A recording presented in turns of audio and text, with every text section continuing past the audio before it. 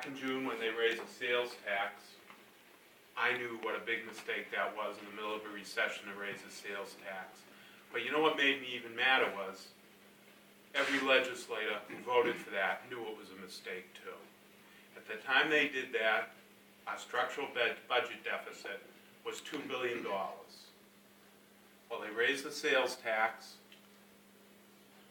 and does anyone want to guess, or maybe somebody knows what our structural budget deficit is now in 2010? It's almost $1 billion. It's over $2.5 billion. A lot of businesses are out of work. Our state legislature did nothing to correct the structural budget deficit. And I think Debbie's heard my stump speech before, because she just told me the definition of insanity is doing the same thing over and over again and expecting different results. And we all know intuitively that's true. But we keep electing the same people to Beacon Hill. And what do these people do? Well, besides raising the sales tax and a lot of other taxes during the recession, they ignore the unemployment problem for years. We're in the third year of this horrible recession, but the problem goes back much longer than this. Our peak employment number in Massachusetts was in 2001. We haven't grown any net new jobs in 9 years. And no one ever talks about that. The truth of the matter is, the only reason our unemployment rate stayed steady during those 9 years before the recession hit was because people in Massachusetts left. That's right. Our young people who graduated from fine institutions knew they didn't have a future here, so they left. Young families looking for better opportunities left. And our legislature pretended all was well. Our legislature tries to pick winners and losers instead of confronting the fact that we have an unfriendly business climate here in Massachusetts. They give special breaks to big companies like Evergreen Solar up at Fort Devens. And once Evergreen Solar up at Fort Devens starts making a go of it, what do they do with 400 jobs? They send them to China. That's 400 jobs here in Massachusetts we don't have anymore because our state legislature fails to make the tough choices they know they have to make.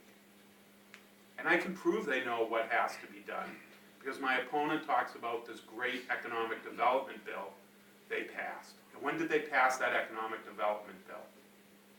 July 31st, 2010, the very last day of a session that ended right before an election.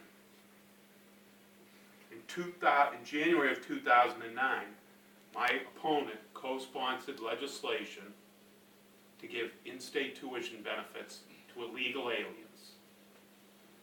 Over a year passed, and she finally got around to doing something about jobs here in Massachusetts. Those are the kind of priorities that have put us in this mess that we're in now. And those priorities have to change. And with all of your help, we will change those priorities. I hate to say it, but you all know it, otherwise you wouldn't be here. I need your money. I need as much of it as you can possibly give me to get my message out. By the time this election is over, my opponent will have spent a lot of money to try to tell a story about me that isn't true. I need your help to set the record straight. I need your time. And I know that's even more precious to all of you than your money, but I do need it. I need it to help me make phone calls, stuff envelopes, hold signs. Again, to help me get the message out so people will know that I'm running because of jobs. We all know what has to be done. Our state government has to live within its means. We have to cut taxes, we have to cut spending. And I won't tell any of you it's going to be easy. Cuts will have to be made that each of us doesn't like. There'll be cuts one of us doesn't like and the other one does like. But they will have to be made. As I said, our structural budget deficit is over $2 billion, and eventually the federal government will stop spending money. It's already spending, it's already borrowing 40 cents of every dollar it spends. Eventually that has to stop. And we all know the sooner that stops, the better for us and our children. And when that stops, the games on Beacon Hill will have to stop. The shell game will end, and the tough choices will have to be made, and they'll be a whole lot tougher than they are now. So please help.